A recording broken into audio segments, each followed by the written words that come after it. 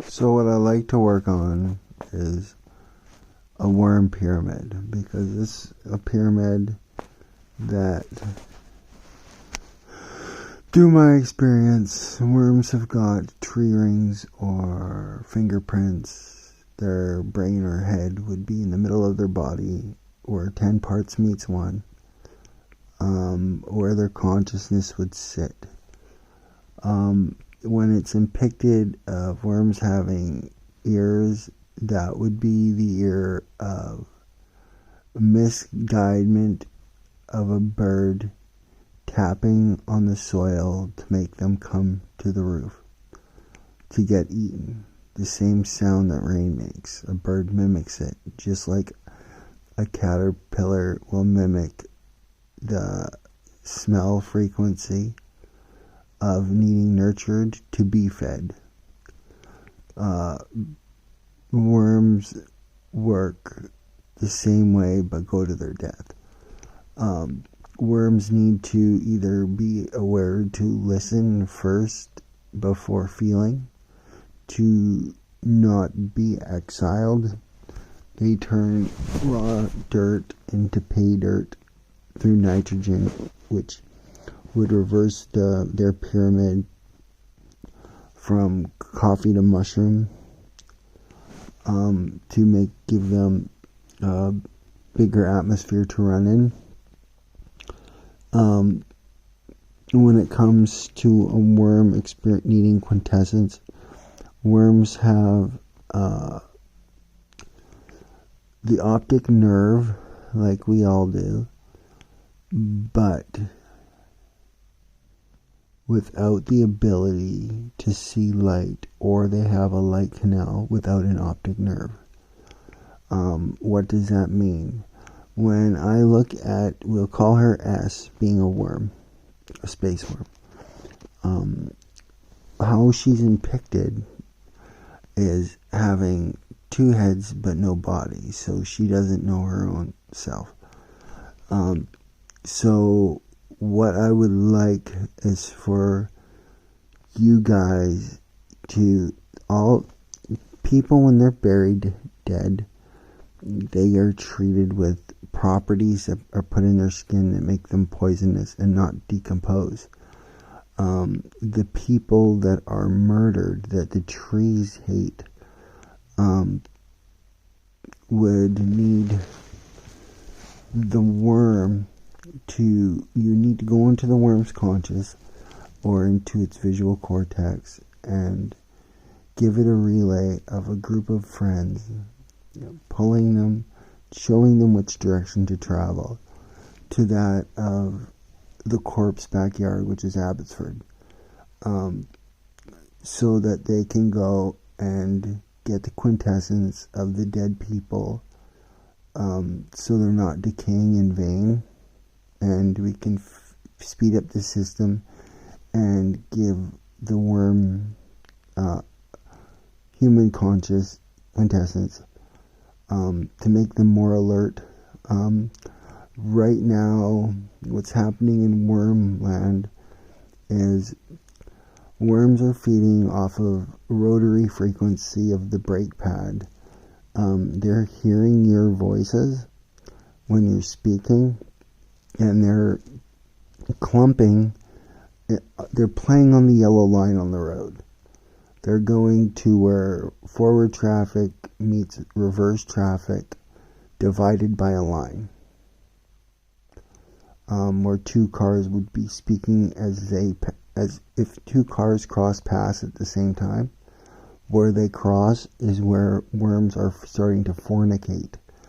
And they don't know why you're calling them there, because they'll die. So you guys are now the birds, killing them with time. And this is just confusing to everything. So we need them to get smarter. They've got the ability of buoyancy, water, blood. They're pervious to hot and cold. And there's a source there that can do so much for everything. And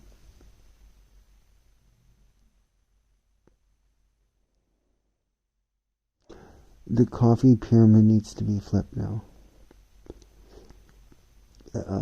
Or it needs to double V up. Or two V up. Two V ups we need from the Mushroom Kingdom through certain areas. And I think that's how that's going to occur. Right now we live in a cesspool, and the only other way around that is by salt water. A lot of it.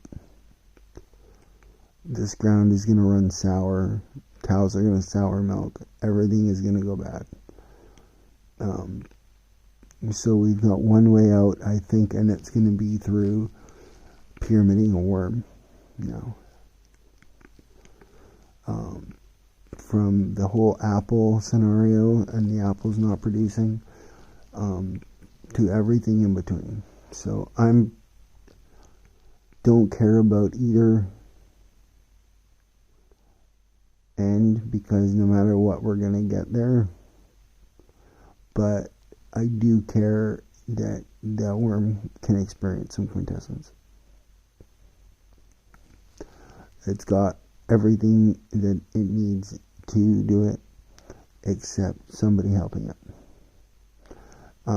The worm shares its quintessence with birds and fish.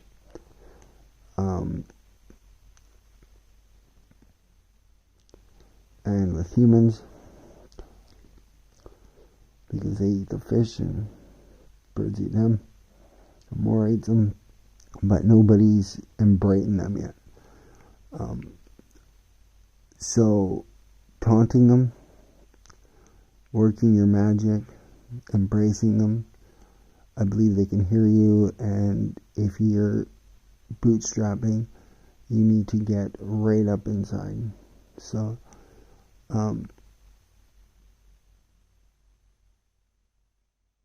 this can be done.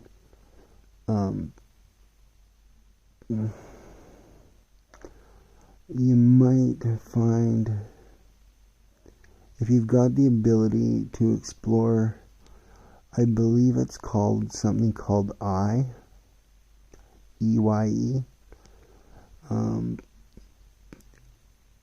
It's could probably give you a little bit more to go off of about a doctor that showed a worm how to see.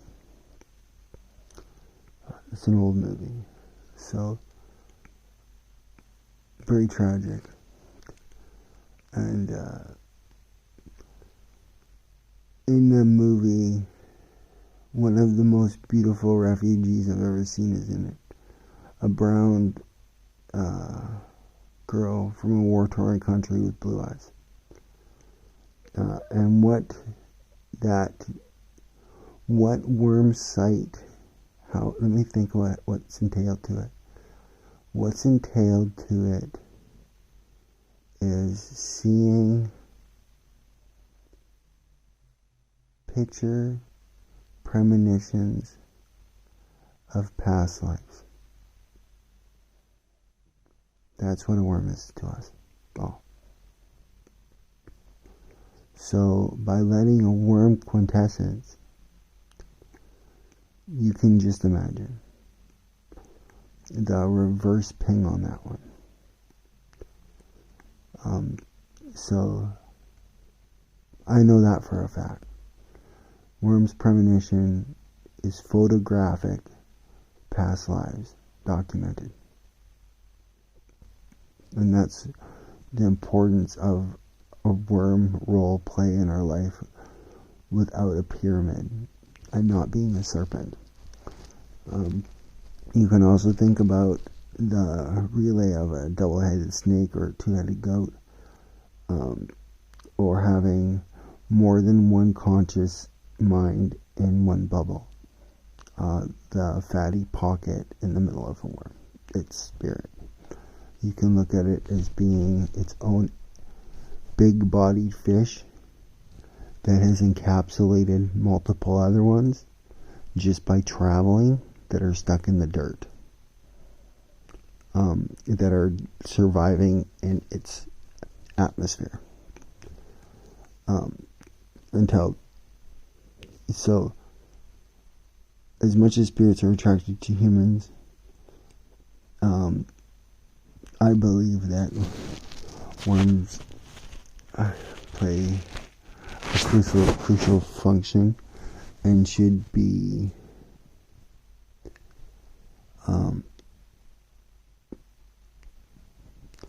between pet cemeteried and people cemeteried as the next feng shui we work on. This is important stuff. Let's bring them into the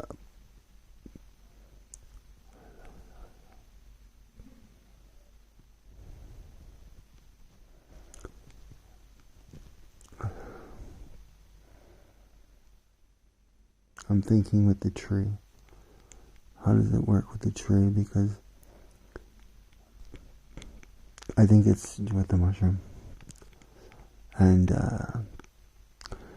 the mushroom people from my work, if you want to talk about the mushroom people, the actual Smurfs, when I see them, not always, but it usually works with that of chanting. Is usually when I get a conscious view of their society. So try talking, try chanting, and try going around a helix and lightening yours up, like we've been talking about. When you focus on your third eye, your highest point in yourself, and you hold your yawn muscle, you'll feel electricity cross your hemisphere, lighting up both sides of one helix. And by doing that, you bleed it, you sweat it, or you release the color out of it. Whether the worm needs your help or will just know what to do by you opening it, where to go based off of your collective knowledge or individual knowledge. Each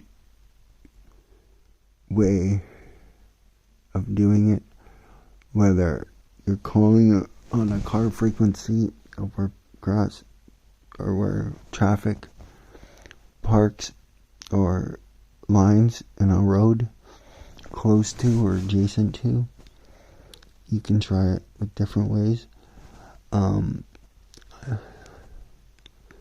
I know when airplanes go, I would always try to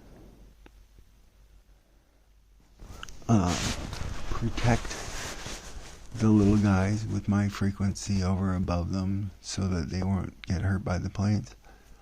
So I would have to think, I don't know where I learned that from, but I always felt it was crucial, and I don't know why.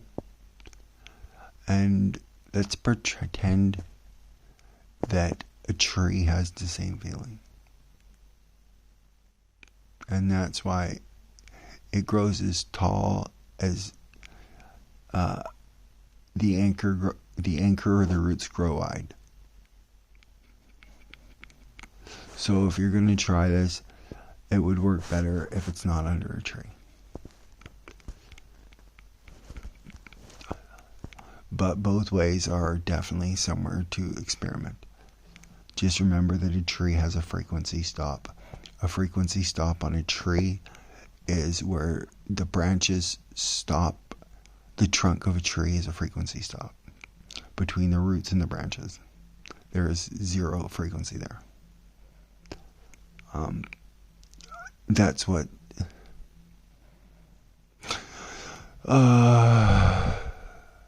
it's believed by quintessence, but not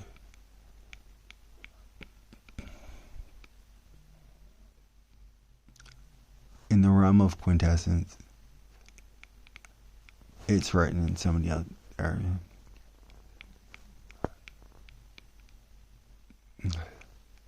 Has wrote it down the same way that I see in Asian symbolism has been written down. Exact same. And that's going from here to Mars and back. So there are most important of the day, of the night. So find a body and work with it. I love you.